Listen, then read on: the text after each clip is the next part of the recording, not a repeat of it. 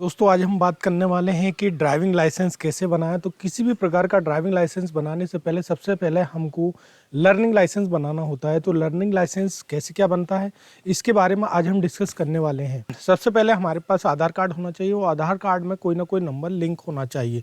अगर आपके आधार कार्ड में नंबर लिंक नहीं है तो आप किसी भी प्रकार का कोई भी लाइसेंस नहीं बना सकते हैं।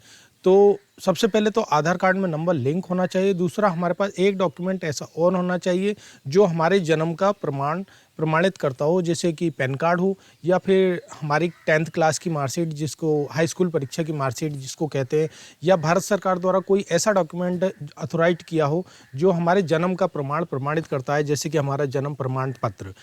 हमारे पास 2 प्रकार के डॉक्यूमेंट होना चाहिए, तभी हम ड्राइविंग लाइसेंस बना सकते हैं। अगर आपके पास ये डॉक्यूमेंट नहीं है तो आप ड्राइविंग लाइसेंस नहीं बना पाएंगे, क्योंकि इन 2 डॉक्यूमेंट के बगैर ड्राइविंग लाइसेंस नहीं बनेगा।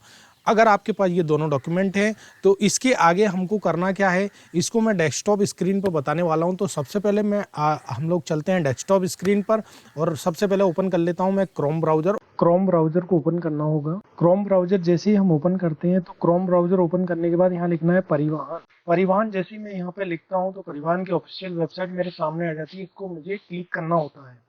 मैं जैसे ही इसको क्लिक करता हूँ तो कुछ इंटरफेस चेंज होता है और इस टाइप का इंटरफेस चेंज हो जाता है, और मैं परिवहन सेवा की ऑफिशियल वेबसाइट पर आ चुका हूँ। इस वेबसाइट पर आने के बाद यहाँ पर काफ़ी ऑप्शन दिखाई दे रहे हैं, लेकिन मुझे जो ऑनलाइन सर्विस का ये ऑप्शन है इसको लेना होता है। इसको लेने के बाद जो दूसरा ऑप्शन है ड्राइविंग लाइसेंस रिलेटेड सर्विस, इस पर मैं क्लिक करूँगा। इस पर मैं जैसे ही क्लिक करता हूँ तो रीडायरेक्ट होने के बाद मेरा इंटरफेस फिर से चेंज हो जाता है, और यहाँ पर ये पूछता है कि आप किस स्टेट से बिलोंग करते हैं। तो मैं उत्तर प्रदेश से बिलोंग करता हूँ तो मैं उत्तर प्रदेश को ले लेता हूँ, और आप जिस स्टेट से बिलोंग करते हो आप उसको ले लो। मैं उत्तर प्रदेश को सिलेक्ट करने के बाद जैसे ही मैं आगे क्लिक करता हूँ तो कॉन्टैक्टलेस लाइसेंस सर्विस, जो बाहर की जो सर्विसेज हैं जिसके लिए हमें आरटीओ विजिट नहीं करना पड़ता है, तो उत्तर प्रदेश में ओनली लर्नर लाइसेंस है। तो हम लर्नर लाइसेंस बनाने जा रहे हैं, तो इसको मैं स्किप कर दूंगा यहाँ पर। अब इंटरफेस आपके सामने है, कई सारे ऑप्शन है, लेकिन फर्स्ट वन जो ऑप्शन है, क्योंकि हम ड्राइविंग लाइसेंस का लर्निंग लाइसेंस बना रहे हैं। कोई भी लाइसेंस अगर हम बनाते हैं तो सबसे पहले हमें लर्निंग लाइसेंस बनाना ही होता है। तो सबसे पहले हम लर्निंग लाइसेंस बनाने जा रहे हैं, तो मैं इस पर क्लिक कर लूंगा। मैं जैसे ही इस पर क्लिक करता हूं तो इंटरफेस फिर से चेंज हो जाता है, और यहाँ पर मेरे सामने फ्लोर प्लान आ जाता है कि स्टेप बाय स्टेप मुझे क्या क्या करना है। 1 बाय 1 इसको मुझे फॉलो करना होता है, और इसमें 6 स्टेज को हम फुलफिल करेंगे। और जो 7वीं स्टेज होती है एलएल स्लॉट बुक, इसको हम नहीं करेंगे, क्योंकि अगर इसको हम करते हैं तो हमें आरटीओ विजिट करना पड़ता है, इसलिए हम इसको नहीं करते हैं। तो इसको मैं कंटिन्यू कर देता हूँ। इसको मैं जैसे ही कंटिन्यू करता हूँ तो इंटरफेस फिर से चेंज हो जाएगा आपके सामने। अब दोस्तों, आपके पास किसी भी प्रकार का ड्राइविंग लाइसेंस है नहीं, तो हमारा जो फर्स्ट वन पर जो क्लिक है मैं इसको ही बना रहने दूंगा और यहाँ पर ये सबमिट कर दूंगा। इसको मैं जैसे ही सबमिट करता हूँ तो ये पूछ रहा है कि सबमिट वाया आधार ऑथेंटिकेशन और सबमिट विदाउट आधार ऑथेंटिकेशन।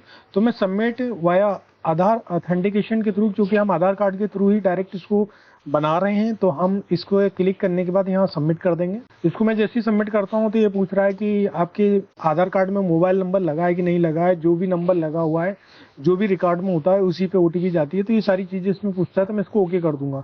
इसको मैं जैसे ही ओके करता हूँ तो इंटरफेस इस टाइप का कुछ हो जाता है। इसमें मैं यहाँ पर ये आधार कार्ड को ले लेता हूँ। इसको आप वर्चुअल आईडी के थ्रू भी बना सकते हैं और आधार नंबर से भी बना सकते हैं। तो मेरे पास आधार नंबर है।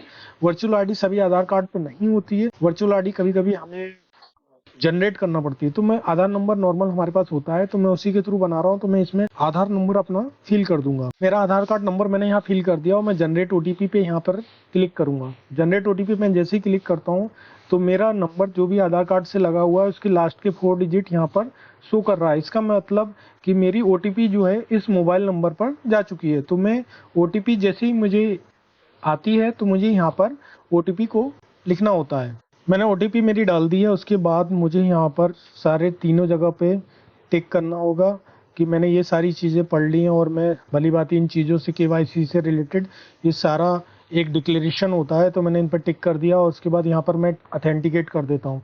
जैसे ही मैं अथेंटिकेट करता हूँ तो रीडायरेक्ट के थ्रू मेरे आधार कार्ड से जो भी डाटा होता है वो सामने मेरे ओपन हो जाता है। देखिए, इसमें कुछ भी हमें फिल करना नहीं होता है। इसको मैं डायरेक्ट यहाँ से फिर से प्रोसीड कर देता हूँ। जैसे ही मैं प्रोसीड करूँगा तो मुझे फिर से इंटरफेस चेंज हो जाता है और कुछ चीज़ों को फिल करना होगा, वो फॉर्म मेरे सामने ओपन हो जाएगा। दोस्तों इस पॉपअप पर मुझे ओके करना होगा। इसको जैसे ही मैं ओके करता हूँ तो इंटरफेस कुछ इस टाइप का हो जाता है और मेरा जो भी आरटीओ है, मेरे आधार कार्ड पे जो भी पिन कोड होता है उससे रिलेटेड आरटीओ यहाँ पर डायरेक्ट ऑटोमेटिक आ जाता है। तो उत्तर प्रदेश से मैं बिलोंग करता हूँ, जालौन मेरा आरटीओ है और पिन कोड मेरा ये है। तो उसके बाद मुझे यहाँ पर कुछ चीज़ें फिल करना होगी। प्लेस ऑफ बर्थ, तो प्लेस ऑफ बर्थ पर मेरी जो भी प्लेस ऑफ बर्थ है वो कर देता हूँ मैं। क्वालिफिकेशन मेरी जो भी है वो मैं क्वालिफिकेशन ले लूँगा। उसके बाद मेरा मोबाइल नंबर यहाँ पर फिल करना होता है। अगर आपका कोई पहचान का निशान है तो उसको यहाँ फिल कर देंगे। इस साइड का यहाँ पर कुछ भी भरना नहीं होता है, क्योंकि इसको हम इस साइड जो भी फिल करते हैं इसको सेम एज प्रेजेंट एड्रेस से यहाँ से ऐड कर देंगे तो सेम यहाँ पर ऑटो फिल हो जाएगा। तहसील मेरी जो है यहाँ पर फिल कर दूंगा मैं विलेज से बिलोंग करता हूँ या टाउन से बिलोंग करता हूँ तो यहाँ से सिलेक्ट कर लूँगा। उसके बाद मैं कितने साल से अपने प्रेजेंट एड्रेस पर रह रहा हूँ तो यहाँ पर मैं इसको ले लूँगा। उसके बाद दोस्तों यहाँ से मैं मोटरसाइकिल विद गियर बना रहा हूँ तो इसको सिलेक्ट करने के बाद इस एरो पर क्लिक करना होता है। उसके बाद लाइट मोटर व्हीकल यानी छोटी वाली 4 व्हीलर जो भी गाड़ियाँ होती हैं, जो प्राइवेट गाड़ियाँ होती हैं, उसके लिए मैं यहाँ इसको सिलेक्ट करने के बाद यहाँ पर एरो को क्लिक कर दूंगा। तो ये दोनों चीज़ मेरी इधर सिलेक्ट हो गई है जिससे रिलेटेड मैं लाइसेंस को बना रहा हूँ। उसके बाद सेल्फ डिक्लेरेशन फॉर्म में यहाँ पे क्लिक करूंगा तो ये सेल्फ डिक्लेरेशन फॉर्म मेरे सामने ओपन हो जाता है। इसमें मुझे दूसरे नंबर पे ओनली यस करना होता है और बाकी सब जगह आपको नो करना है। अगर इसको आपको भरना नहीं आता है तो इसको याद रखिए, सिर्फ 2 नंबर का जो पॉइंट है उस पे आपको यस करना है, बाकी जगह सारी जगह नो करना है। और इसको यहाँ पे डिक्लेयर कर देंगे हम और उसके बाद सबमिट कर देंगे। जैसे मैं सबमिट करता हूँ तो मेरा फिजिकल फिटनेस का जो डिक्लेरेशन है, सेल्फ डिक्लेरेशन, वो यहाँ पर डिक्लेयर हो गया कि मैं फिजिकली फिट हूँ। उसके बाद मुझे ऑर्गन डोनेट नहीं करना तो नो। उसके बाद यहाँ पर मैं डिक्लेयर करने के बाद यहाँ ये सबमिट कर देता हूँ। मैं जैसे ही सबमिट करता हूँ तो जो मोबाइल नंबर मेरे उस पर लगा हुआ है वो पूछ रहा है कि ये मोबाइल नंबर आपसे मैं कम्युनिकेट कर लूँगा, तो मैं इसको ओके कर देता हूँ। इसको मैं जैसे ही ओके करता हूँ तो एप्लीकेशन एक्सेप्ट हो चुकी है मेरी, तो यहाँ ओके कर दूंगा मैं। ओके करने के बाद वो पूछ रहा है कि आप श्योर हैं कि इसको सबमिट कर लें, तो मैं ओके कर देता हूँ फिर से। मैं जैसे ओके कर, पॉपअप पर भी लिख कर आ गया कि कॉन्ग्रेचुलेसन, आपका जो भी एप्लीकेशन फॉर्म था वो सारथी परिवहन सेवा ने एक्सेप्ट कर लिया। तो इसको ओके कर देता हूँ यहाँ पर। ओके करने के बाद अब देखिए मेरे सामने मेरा ये पूरा फॉर्म आ गया है। एप्लीकेशन एक्नॉलेजमेंट फॉर्म इसको बोलते हैं। आप चाहें तो इसको लिख के भी रख सकते हैं, क्योंकि कभी कभी रिडायरेक्ट होने के बाद अचानक ये गायब भी हो जाता है। तो अगर आपके पास डाटा नहीं होगा तो फिर से फॉर्म को फिल करना होगा। तो मेरे हिसाब से आप इस एप्लीकेशन नंबर को ज़रूर नोट डाउन कर लें। उसके बाद यहाँ पर मुझे नेक्स्ट करना होता है। मैं जैसे ही नेक्स्ट करूँगा, हर बार नेक्स्ट करूँगा या सबमिट करूँगा तो इंटरफेस हमेशा चेंज होते चला जाएगा। मेरा फॉर्म सबमिट हो चुका है। अब मुझे यहाँ पर कैप्चा फिल करना होता है, इसको सबमिट कर देता हूँ मैं। जैसे मैं सबमिट करता हूँ तो मेरा एप्लीकेशन फॉर्म जो सबमिट हो चुका है। अब मुझे आगे के जो प्रोसीजर फॉलो करना है, जो भी फ्लोर प्लान के अकॉर्डिंग प्लान करना है, वो मेरे सामने ये ओपन हो गया है। मेरा पहले नंबर का जो टास्क था ये कंप्लीट हो गया है, यहाँ कंप्लीटेड लिख कर आ रहा है। अब मुझे डॉक्यूमेंट को अपलोड करना है। डॉक्यूमेंट अपलोड करने के लिए मैं यहाँ प्रोसीड कर दूंगा। मैं जैसे ही प्रोसीड करता हूँ तो मेरे सामने ये इस टाइप का डिक्लेरेशन मांग रहा है, तो मैं इसको यहाँ राइट क्लिक कर दूंगा और ओके कर दूंगा। ये फेसलेस है। फेसलेस पे इसमें हर जगह सबमिशन से पहले पूछेगा जरूर वो। तो यहाँ पर डॉक्यूमेंट में ले रहा हूँ पहले एज प्रूफ का। एज प्रूफ के लिए मैं अपनी मार्कशीट लगा सकता हूँ या अपना पैन कार्ड भी लगा सकता हूँ, या भारत सरकार से आपको और कोई ऐसा डॉक्यूमेंट हो जो आपका एज का प्रूफ प्रमाणित करता हो तो आप उसको लगा सकते हो। तो मैं यहाँ से चूज फाइल से अपनी फाइल के अंदर से जाकर, तो दोस्तों यहाँ पे 10th की मार्कशीट ओनली लगती है। किसी किसी लोगों के मन में अगर ख्याल होगा कि क्या हम इसको 8 की मार्कशीट या इससे नीचे का कोई लेवल की मार्कशीट लगा सकते हैं, तो नहीं लगा सकते हैं। तो मैं इसको 10th की मार्कशीट मेरी जो भी है मैं इसको सिलेक्ट कर लेता हूँ और यहाँ पर अपलोड पर मैं क्लिक करूँगा। जैसे ही अपलोड पर क्लिक करूँगा तो मुझे वो पूछ रहा है कि आपका डॉक्यूमेंट जो है वो सेल्फ अटेस्टेड है क्या, मैंने उस पर साइन कर रखी है, तो मैं उस पर ओके कर दूंगा।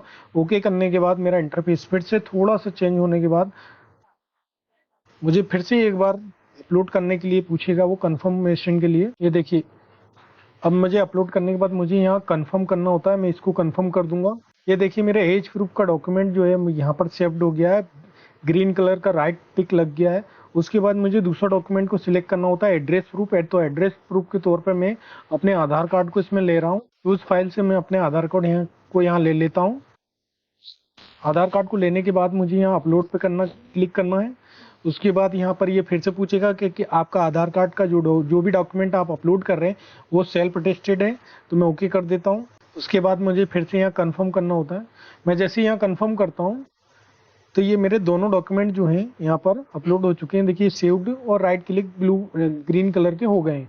तो मैं नेक्स्ट कर देता हूँ। यहाँ पे नेक्स्ट कर देने के बाद देखिए मेरे अपलोड डॉक्यूमेंट्स मेरे हो चुके हैं। डॉक्यूमेंट मेरे ये कंप्लीटेड 2 जगह हो चुका है। अब तीसरी स्टेज पर हम आ चुके हैं, तो मैं प्रोसीड कर दूंगा। फिर से प्रोसीड करने के बाद यहाँ पर आधार कार्ड पर जो भी फोटो मेरी लगी हुई है वो ऑलरेडी ले ली गई है। अब मुझे ओनली सिग्नेचर को यहाँ पर इसके नीचे लगाना होता है। तो मैं यहाँ ब्रोस पे जाऊँगा। दोस्तों आपको ध्यान रखना है कि अपनी सिग्नेचर को जब भी आप अपलोड करेंगे तो वो कम से कम 20 KB तक होना चाहिए। 20 KB से ऊपर ना हो, 20 KB से नीचे चल जाता है। तो मैं इसको मैं ले लेता हूँ और यहाँ अपलोड एंड व्यू फाइल्स पर मैं यहाँ क्लिक कर देता हूँ। तो मैं जैसे यहाँ पर क्लिक करूँगा तो मुझे मेरी सिग्नेचर फोटो के नीचे मुझे शो करने लग जाती है। ये देखिए यहाँ पर ये शो कर रहे हैं, इसका मतलब मेरा सिग्नेचर भी अपलोड हो चुका है। उसके बाद मुझे सेव फोटो और सिग्नेचर पर यहाँ पर क्लिक करना होता है और ओके करना होता है। मैं जैसे इसको ओके करता हूँ तो मेरी सिग्नेचर और फोटो दोनों सेव हो चुके हैं। उसके बाद मैं यहाँ पर नेक्स्ट कर दूंगा। देखिए मेरी ये 3 स्टेज जो है कंप्लीटेड हो चुकी है। अब हम आ चुके हैं फी पेमेंट पर। तो मुझे पेमेंट को यहाँ पर करना होता है, तो मैं प्रोसीड कर देता हूँ। मैं जैसे प्रोसीड पर क्लिक करूंगा तो रीडायरेक्ट होने के बाद मुझे यहाँ पर ये सारा शो कर रहा है कि मुझे लर्निंग लाइसेंस के लिए मोटरसाइकिल विद गियर के लिए 150 रुपये पेड करना है, लाइट मोटर के लिए 150 रुपये पेड करना है और एग्जाम फी जो LL टेस्ट होता है उसके लिए 50 रुपये पेड करना है। इसका मतलब मुझे टोटल अमाउंट पेड करना है 350, जो यहाँ पर शो कर रहा है। उसके बाद मैं यहाँ स्क्रॉल करके नीचे आता हूँ तो देखता हूँ ये ट्रेजरी का जो अकाउंट है मेरा, state bank of India, Bharat सरकार का जो ट्रेजरी का अकाउंट है, ये मुझे इसको सिलेक्ट करना है। उसके बाद कैप्चा, ये कैपिटल में है सारा। मैं कैप्चा जैसे ही यहाँ पर फिल करूँगा और पे नाउ पर यहाँ मुझे क्लिक करना होता है। क्लिक में जैसे ही करता हूँ तो मेरे सामने मेरा फॉर्म आ जाता है और मैं इसमें अपना नाम चेक कर लूँगा, स्टेट बैंक वगैरह। अमाउंट चेक करने के बाद यहाँ पर एग्री कर दूंगा मैं। डिक्लेयर करने के बाद यहाँ पर प्रोसीड फॉर पेमेंट पर मैं क्लिक करूँगा। प्रोसीड फॉर पेमेंट पर क्लिक करने के बाद ये फिर से रिडायरेक्ट हो जाती है फाइल और उसमें कार्यों में दोस्तों कुछ इस टाइप का इंटरफेस पेमेंट के पहले आ जाता है। इस पेमेंट में कई प्रकार के ऑप्शन दिखा रहा है कि SBI नेट बैंकिंग के थ्रू आप करेंगे तो 0 चार्ज है। अदर बैंक नेट बैंकिंग के थ्रू करेंगे तो 5 रुपये 90 पैसे के आसपास अगर आपके ऊपर चार्ज होगा। अदर बैंक डेबिट कार्ड से करेंगे तो कोई चार्ज नहीं है। क्रेडिट कार्ड से अगर करते हैं तो 5 रुपये 25 पैसे लगेंगे। स्टेट बैंक डेबिट कार्ड से मैं करने वाला हूँ तो मैं इसको क्लिक कर दूंगा। यहाँ पर मैं जैसे ही इस पर क्लिक करता हूँ तो मेरे सामने इस टाइप का कुछ इंटरफेस आ जाता है और ये फॉर्म है। ये पूछ रहा है कि सारी चीज़ें अगर सही हो तो आप कंफर्म कीजिए। तो मैं कंफर्म कर देता हूँ। कंफर्मेशन 2 बार आएगा, एक बार फिर से ये 5 मिनट के लिए आता है। 5 मिनट के अंदर आपको कंफर्म करना होता है। इसमें ट्रांजैक्शन ID और मोबाइल नंबर, रजिस्ट्रेशन नंबर से लेके सारी चीज़ें आती हैं। अगर मेरा रजिस्ट्रेशन नंबर यही है तो मैं इसको फिर से कन्फर्म कर दूंगा। कन्फर्म मैं जैसे ही करता हूँ तो मुझे यहाँ पर मेरा डेबिट कार्ड सारी डिटेल्स को है फिल करना होती है। दोस्तों देखिए मैं भारत सरकार का जो स्टेट बैंक ऑफ इंडिया का जो ट्रेजरी पेमेंट गेटवे पे हूँ और यहाँ पर मुझे मेरा कार्ड नंबर, उसके बाद एक्सपायरी डेट, मंथ और ईयर यहाँ पर फिल करना होगा। कार्ड होल्डर नेम यहाँ पर फिल करना होता है और CVV यहाँ पर जो कार्ड के पीछे होती है उसको यहाँ पर फिल करने के बाद ये कैप्चा जो दिया है उसको यहाँ पर फिल करने के बाद यहाँ पर पेपर में क्लिक करूँगा। तो दोस्तों जैसे मैं यहाँ पेपर क्लिक करता हूँ तो मेरा जो भी मोबाइल नंबर यहाँ पर लगा हुआ है उसकी 4 डिजिट यहाँ पर शो कर रहा है कि इस नंबर पर आपकी OTP गई है। तो मैं उस OTP को यहाँ पर फिल कर देता हूँ। OTP यहाँ पर फिल करने के बाद मुझे मेक पेमेंट पर क्लिक करना होता है। मेक पेमेंट पर मैं जैसे ही क्लिक करता हूँ और रीडायरेक्ट होने के बाद मेरी पेमेंट स्लिप यहाँ पर जनरेट हो रही है। तो इसमें कुछ सेकेंडों का टाइम लगता है, आपको थोड़ा सा वेट करना है। इसमें बैक ऑप्शन को यूज नहीं करना है और ना ही आपको इसको काटना है। देखिए ये पूछ रहा है कि click here for print receipt, तो मैं यहाँ पर क्लिक कर देता हूँ। तो देखिए ये मेरी पेमेंट स्लिप है। पेमेंट स्लिप में मुझे सारा पेमेंट शो कर रहा है कि आपका इतना पेमेंट यहाँ पर ये कटा है।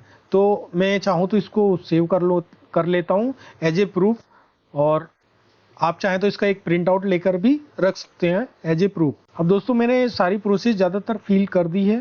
दोस्तों पेमेंट स्लिप आने के बाद अब हम वापस से परिवहन सेवा की ऑफिशियल वेबसाइट जो है इस पर हम फिर से जाएंगे और एप्लीकेशन स्टेटस पर चेक करेंगे कि हमारी एप्लीकेशन किस स्टेटस पे है। तो जो भी एप्लीकेशन नंबर मैंने आपको बताया था उस एप्लीकेशन नंबर को यहाँ पर डालना होता है। तो मैं एप्लीकेशन नंबर यहाँ पे डाल लेता हूँ। इसमें डेट ऑफ बर्थ आपको फिल करना होगा। यहाँ पर एप्लीकेशन नंबर, यहाँ पर डेट ऑफ बर्थ डालने के बाद आपको यहाँ पर कैप्चा फिल करना होगा। यहाँ मैं सबमिट पर जैसे क्लिक करूँगा तो फिर से मेरा फॉर्म जो होता है वो ओपन हो जाता है। ये देखिए फॉर्म मेरा फिर से ओपन हो गया है। अब देखिए मेरा क्या क्या कंप्लीट हो गया है। मैं फॉर्म फिल कर चुका हूँ, मैंने डॉक्यूमेंट अपलोड कर लिए, सिग्नेचर अपलोड कर लिए, फोटो सिग्नेचर, और फी पेमेंट मैं कंप्लीट कर चुका हूँ। एलएलसी स्लॉट को मुझे इसको नहीं करना होता है क्योंकि ये फेसलेस है और मुझे आरटीओ विजिट नहीं करना है, तो मैं एलएलसी स्लॉट को बुक नहीं करूंगा। उसके बाद watching for road safety tutorial is mandatory, तो मैं यहाँ क्लिक कर रोड सेफ्टी ट्यूटोरियल को यहाँ सर चला लेता हूँ। रोड सेफ्टी ट्यूटोरियल को आपसे को 4 मिनट कम से कम देखना बहुत ज़रूरी होता है, उसके बाद ही आप एग्ज़ाम दे पाते हैं। अब मेरी फाइल जो है स्कूटनी के लिए चली गई है। अब आरटीओ के थ्रू मुझे 2 से 3 घंटे लगेंगे, मेरी फाइल स्कूटनी हो जाएगी। स्कूटनी होने के बाद मुझे एग्ज़ाम देना होती है। तो दोस्तों आपने अभी ड्राइविंग लाइसेंस बनाना सीखा और हमने सारा डिस्कस किया कि कैसे क्या ड्राइविंग लाइसेंस बनता है। ड्राइविंग लाइसेंस बनाते वक्त एक और प्रकार की दिक्कत आती है जिसमें इस टाइप का पॉपअप आता है कि आधार अथेंटिकेशन की प्रॉब्लम आती है। अगर आधार अथेंटिकेशन की प्रॉब्लम आ रही है, ब्लैक रिस्पॉन्स आ रहा है आपके ड्राइविंग लाइसेंस बनाते वक्त, तो मेरा ये नेक्स्ट टाइप का वीडियो देखिए। और मेरा वीडियो अगर अच्छा लगा हो और मेरे चैनल पर अगर आप पहली बार आएँ तो चैनल को सब्सक्राइब करना और बेल आइकन को प्रेस करना ना भूलें।